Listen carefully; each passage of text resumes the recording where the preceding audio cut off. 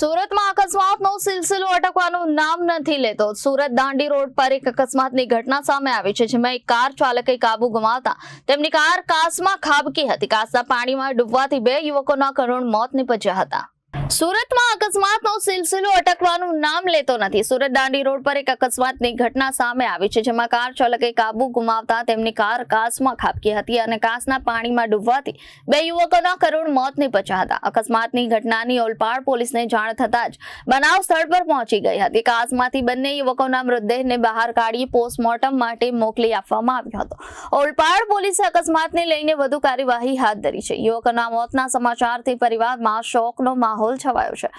પ્રાપ્ત વિગત મુજબ સુરત દાંડી રોડ પર ગત રાત્રિએ અકસ્માતની ઘટના બનવા પામી હતી। પાલ કોટનના ગોડાઉનની બાજુનો આ બનાવ છે, જ્યાં દાંડી રોડ પરથી એક કાર પૂરપાટ વેગે પસાર થઈ રહી હતી, ત્યારે અચાનક કાર ચાલકે સ્ટીયરિંગ પરથી કાબુ ગુમાવ્યો અને કાર દાંડી રોડ પર બાજુના કાસમાં ખાબકી।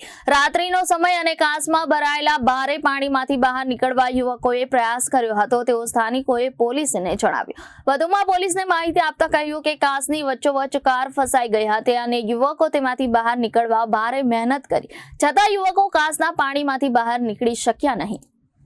Reporter Arvind Rathod, Janadesh news, Surat.